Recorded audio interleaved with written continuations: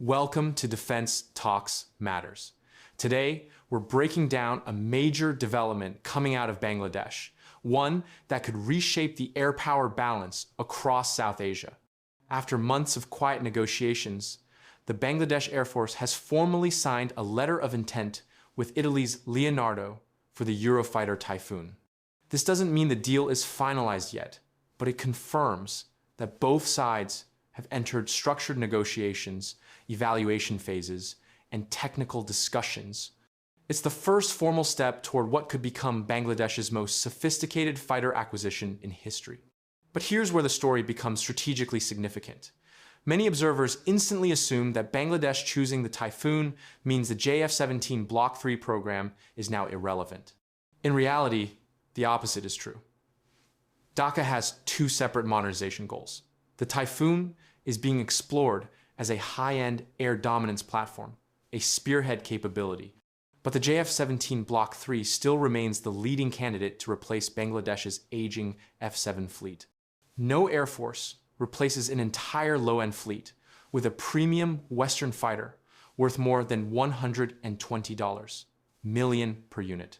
So Dhaka is pursuing a dual-tier approach, the Typhoon on top and the JF-17 as the affordable backbone.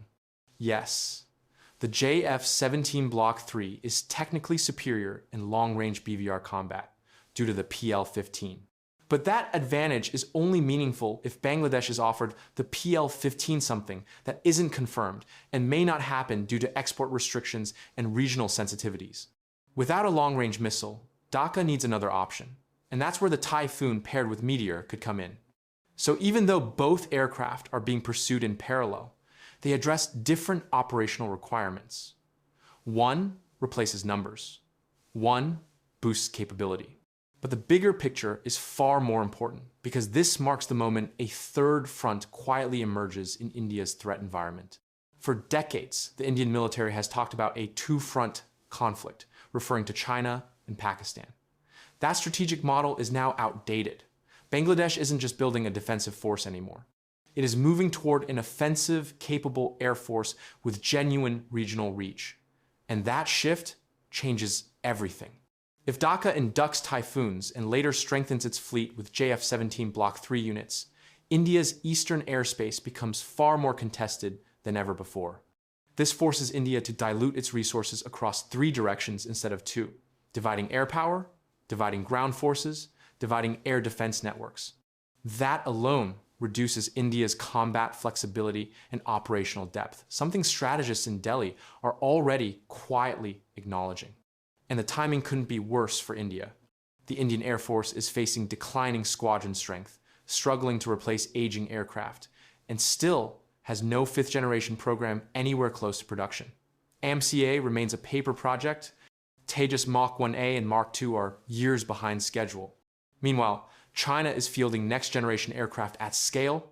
Pakistan is accelerating its rocket force modernization, inducting new standoff weapons, and integrating the J-35 into its future plans. Now, Bangladesh enters the equation with its own air power revival. The region is shifting fast, and India is being strategically boxed in. What's even more striking is how predictable this outcome is.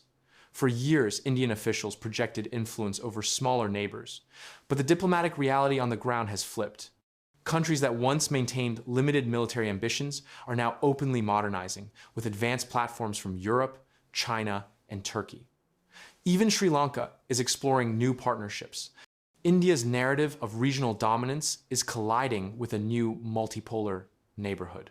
From a strategic perspective, these developments expose one of India's biggest vulnerabilities: overconfidence without modernization. The gap between political rhetoric and military capability is widening. And when multiple neighbors strengthen simultaneously, the impact compounds. Bangladesh moving toward Eurofighter is not just an Air Force upgrade, it is part of a larger regional recalibration that India cannot stop and can no longer ignore. So as negotiations continue, the Typhoon is only the beginning of what may become a fundamentally different air power map in South Asia. And in the months ahead, Dhaka's decisions will carry consequences far beyond its borders. Please subscribe to our channel for more updates. See you guys in next video.